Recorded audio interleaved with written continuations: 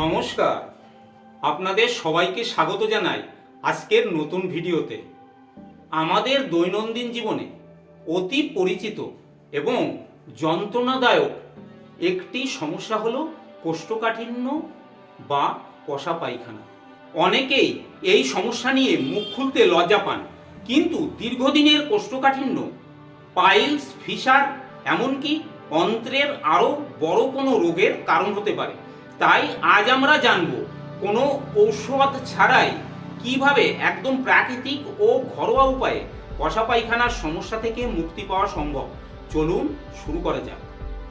1 নম্বর উপায়, প্রচুর পরিমাণে আঁশযুক্ত বা ফাইবার সমৃদ্ধ খাবার খাওয়া। আমাদের খাবারে যদি পর্যাপ্ত ফাইবার না থাকে তাহলেই মূলত কষা পায়খানার সমস্যা বেশি দেখা দেয়। ফাইবার আমাদের মলের সাথে মিশে মলকে নরম করতে সাহায্য করে। তাই প্রতিদিনের খাদ্য তালিকায় প্রচুর পরিমাণে শাকসবজি এবং ডাল রাখতে হবে। সাদা চাল বা সাদা আটার বদলে লাল চাল বা লাল আটার রুটি খাওয়ার চেষ্টা করুন। ফলের মধ্যে পেয়ারা, আপেল, কলা, পেঁপে ভীষণ উপকারী। তবে মনে রাখবেন, আপেল বা পেয়ারার মতো ফল খোসাসহ খাওয়ার চেষ্টা করবেন, কারণ ফলের খোসাতেই সবচেয়ে বেশি ফাইবার থাকে। আর ফলের জুস খাওয়ার চেয়ে আস্ত ফল চিবিয়ে খাওয়া স্বাস্থ্যের জন্য বেশি উপকারী। 2 নম্বর উপায়, পর্যাপ্ত জলপান করা। আপনি যদি প্রচুর ফাইবারযুক্ত খাবার খান কিন্তু পর্যাপ্ত জলপান না করেন, তবে কষা পায়খানার সমস্যা কমার বদলে আরও বেড়ে যেতে পারে। জল আমাদের পেটের ভেতরের ফাইবারগুলোকে স্পঞ্জের মতো ফুলিয়ে নরম করতে সাহায্য করে। তাই প্রতিদিন অন্তত 2 থেকে 3 লিটার অর্থাৎ 8 থেকে 10 গ্লাস জল পান করার অভ্যাস গড়ে তুলুন। সকালে ঘুম থেকে উঠে 1 গ্লাস ঈষৎ উষ্ণ বা হালকা গরম জল পান করা বাওয়েল মুভমেন্ট বা মলত্যাগের প্রক্রিয়াকে অনেক সহজ করে দেয়। 3 নম্বর উপায়, নিয়মিত শারীরিক পরিশ্রম বা ব্যায়াম। সারাদিন ডেস্কে বসে কাজ করা বা হাঁটাচলা কম করার কারণে আমাদের অন্ত্রের নড়াচড়া কমে যায়। এর ফলে খাবার হজম হতে এবং মল নিচে নামতে বেশি সময় লাগে।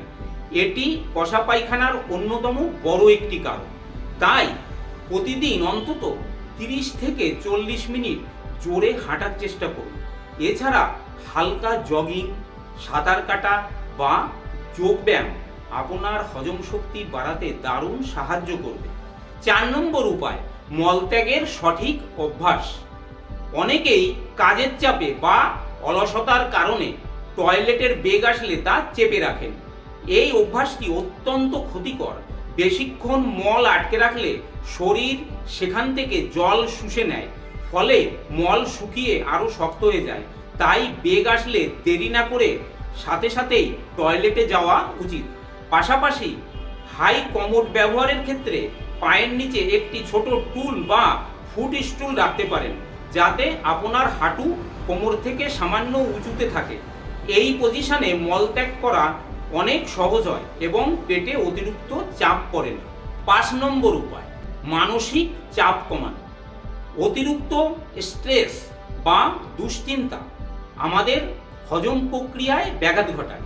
তাই যথাসম্ভব চিন্তামুক্ত থাকার চেষ্টা করুন।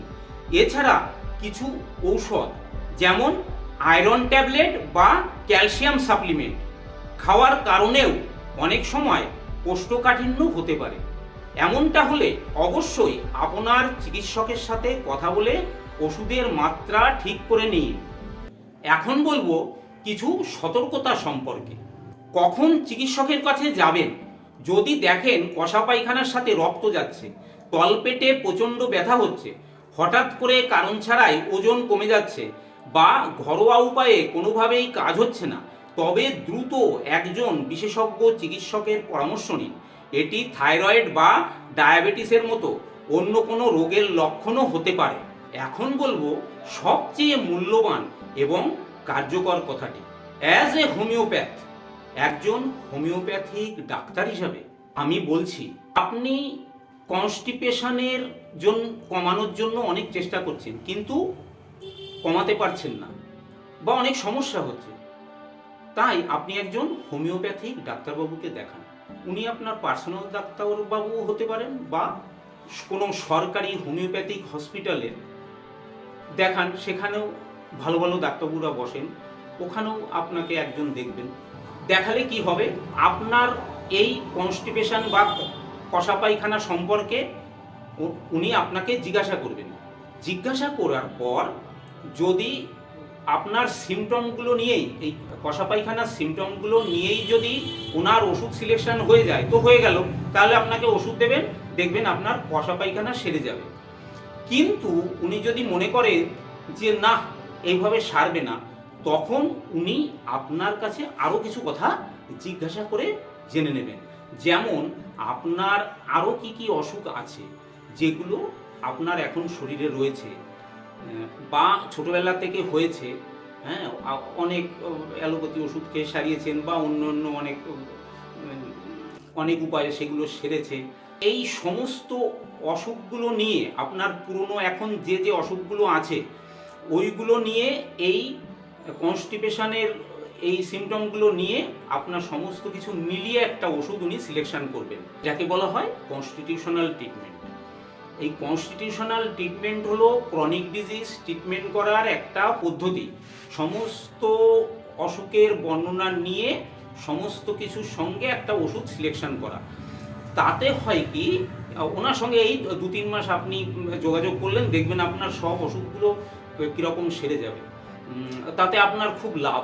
আপনি গেছেন কনস্টিপেশন সারানোর জন্য, মানে কষা পায়খানা সারানোর জন্যে, তার সঙ্গে আপনার যদি আরও যা যা আছে শরীরে সেগুলো সেরে যায়, সেটা আপনার খুব লাভ। এই যে কনস্টিটিউশনাল ট্রিটমেন্টের কথাটা বললাম, এটা আপনাদের মনে প্রশ্ন জাগছে যে এটা কীরকম আবার ট্রিটমেন্ট। এই যে আমাদের গ্রেট মাস্টার হ্যানিম্যান এখানে ফটোতে আছেন, ওনাকে ফাদার অফ হোমিওপ্যাথি বলা হয়, হোমিওপ্যাথির জনক। আমরা ওনাকে গ্রেট মাস্টার বলি, মহাত্মা হ্যানিম্যান। ওনার লেখা অর্গান অফ মেডিসিন বই, ওই বইটা হোমিওপ্যাথিক ফিলোসফি বা হোমিওপ্যাথিক দর্শন। ওই বই না পড়ে কখনো কেউ হোমিওপ্যাথিক ডাক্তার হতে পারে না। যেমন আজকাল দেখা যায় রাস্তার ধারে ধারে বসে আছে, সব টনিক বিক্রি করছে হোমিওপ্যাথিক নাম দিয়ে। এসব জায়গায় গেলে আপনাদের কোনোদিন কোনো অসুখ সারবে না। কনস্টিটিউশনাল ট্রিটমেন্ট মানে ওই ক্রনিক ডিজিজ ট্রিটমেন্টের একটা পদ্ধতি, এইটা ওই অর্গাননে লেখা আছে।